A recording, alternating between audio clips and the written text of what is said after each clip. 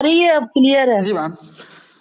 तो अभी तक हम लोगों ने कुछ चीजों पर बात किया कि हम किस तरीके से सोशल मीडिया का यूज करें, कैसे हम अपना वित्तीय प्रबंधन करें, किस तरीके से हम कार्यक्रमों को आयोजित करें। इन संबंधों में मैं चाहता हूं कि अगर कार्यक्रम अधिकारियों के या स्वयं सेवकों के कोई सवाल हैं तो समन्वयक महोदय से या किसी से भी जो है। और इसके पहले मैं चाहता हूं कि जो हमारे नोडल अधिकारी हैं अलग अलग जिलों के, अगर वो जुड़े हुए हैं तो मैं उनसे थोड़ी सी चर्चा करना चाहूंगा। मैं चाहूंगा कि ललितपुर से डॉक्टर ओपी चौधरी सर अपनी बात रखें कि किस तरीके से एनएसएस को आगे चलाया जाए और कैसे क्या योजनाएं हैं आगे को लेकर के।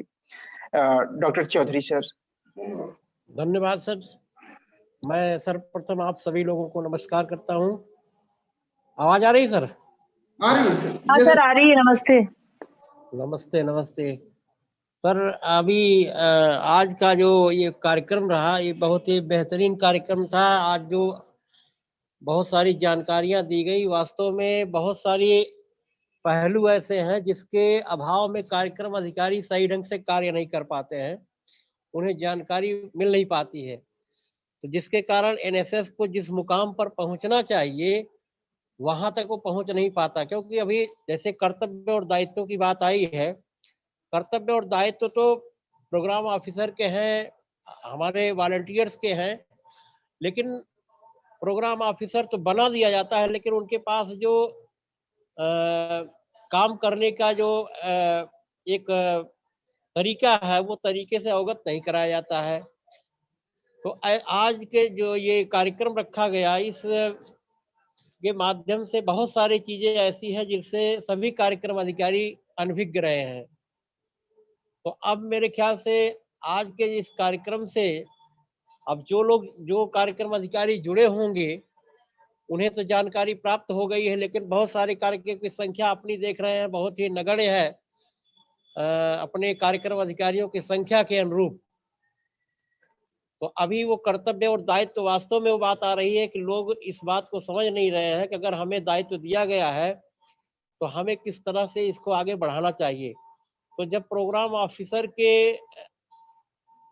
ऑफिसर ही अपनी जिम्मेदारी पूरी तरह से निर्वहन नहीं कर पा रहे हैं, तो वॉलंटियर्स की तो कल्पना कर पाना थोड़ा अजीब सा लग रहा है।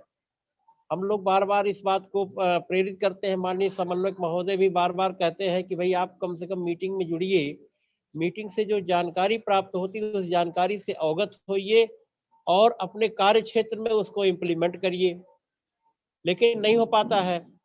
तो अभी बहुत सारी बातें जो सुनी गई उसमें मैं थोड़ा सा एक चीज जोड़ना चाहूंगा कि कार्यक्रम अधिकारी काम तो करना चाहता है, और वो चाहता है कि कोई भी कार्यक्रम ऐसा नहीं चाहता है कि काम को न किया जाए, लेकिन कहीं ना कहीं हमारी जो वित्तीय समस्या वो सामने आ जाती है। जैसे पीछे दो सत्र से मैं देख रहा हूँ, तो 2018-19 में कुछ समस्याएं आई हैं, कार्यक्रम कराए गए, सब कुछ कराया गया, उसमें एक दिक्कतें आ रही हैं कि भाई जहां से जो चीजें आई हुई हैं वो बराबर प्रेशर डालता है। तो अगर महाविद्यालय भी या तो कोऑपरेट करें अच्छी तरह से कार्यक्रम अधिकारी को आगे बढ़ने के लिए, खाली पेट कोई काम नहीं हो सकता कि आदमी खाली पेट अगर दौड़ेगा तो कहाँ तक दौड़ सकता है। तो इसमें प्रशासन को भी चाहिए, जो हमारे प्रदेश प्रदेश प्रदेश लेवल पे सुविधाएं दी जाती हैं, जो आर्थिक मदद दी जाती है, तो आर्थिक मदद तो ना के बराबर है, लेकिन फिर भी जो भी मिलता है उसे उपलब्ध कराया जाना चाहिए। और विश्वविद्यालय तो अपने स्तर से जो भी आता है उसको उपलब्ध करा देता है। तो मैं माननीय समन्वयक महोदय से ये अपेक्षा करूंगा कि जो कार्यक्रम अधिकारियों की समस्याएं हैं, जो उनके सामने वित्तीय समस्या आती है, तो अगर उसको थोड़ा सा हल किया जाए तो मुझे नहीं लगता है कि सभी कार्यक्रम अधिकारी कुछ को छोड़ करके सभी लोग काम न करें। तो एनएसएस को आगे बढ़ाने के लिए एक बड़ी समस्या ये आती है। दूसरी चीज ये आती है कि हमारी अपनी जिम्मेदारियां भी हैं। हम अपनी अगर जिम्मेदारियों से अभी जैसे कोरोना काल में आपने देखा, कोरोना काल में वास्तव में एनएसएस ने बहुत अच्छा काम किया है। जो कार्यक्रम अधिकारी लगे रहे हैं और स्वयं सेवकों ने कोरोना जैसी बीमारी को न देखते हुए बहुत सारा काम किया। आपने मीडिया के माध्यम से देखा है, कार्य किया उन्होंने। व्यक्तिगत मास्क वितरण का काम किया, मास्क फोर्स का निर्माण किया। कहीं ऐसा नहीं है कि जहाँ पे उन लोगों ने अपनी सहभागिता न दी हो। बस ये है कि संख्या में ये देखा जा सकता है कि संख्या कम रही है। तो संख्या अगर कम रही है तो उनको देख करके और सारे जो वॉलंटियर्स हैं अगर उनमें प्रोत्साहन दिया जाए तो शायद एनएसएस को आगे बढ़ाया जा सकता है। और जो भी वॉलंटियर्स कार्य कर रहे हैं, उनको अलग से प्रोत्साहित किया जाए। पीछे अभी कुछ वॉलंटियर्स की शिकायत मेरे पास आई थी कि जो कोरोना काल में जिन बच्चों ने कार्य किया था तो माननीय अंशुमाली शर्मा जी के केंद्रीय निदेशक के द्वारा कहा गया था कि एक दिन उन्हें पुरस्कृत किया जाएगा। लेकिन दुर्भाग्य रहा कि किसी कारण से जो है कंडोलेंस हो गया था, वो कार्यक्रम आज तक दिया नहीं गया। तो यहाँ तो ये है, खरबूजे को देखकर खरबूजा रंग बदलता है। अगर एक बच्चा थोड़ा-सा पीछे हटता तो दूसरा 2 कदम क्या है 4 कदम पीछे हट जाता है। तो जो बच्चे आगे चलते हैं उनको देख के अगर आगे बढ़ें, तो मेरे ख्याल से बहुत अच्छा होगा। और आप लोगों का सहयोग रहा तो सभी कार्यक्रम अधिकारी अच्छा कार्य करेंगे। बस इतना है, कार्यक्रम अधिकारियों को थोड़ा-सा जो है मोटिवेट करना पड़ेगा। हम लोग भी प्रयास में एज़ ए नोडल अधिकारी, हमारे यहाँ इस आज के तारीख में जो है 18 कार्यक्रम अधिकारी हैं और अक्सर मीटिंग में देखा जाता है कि अभी 100% उपस्थिति नहीं हो पाई है। तो ऐसे में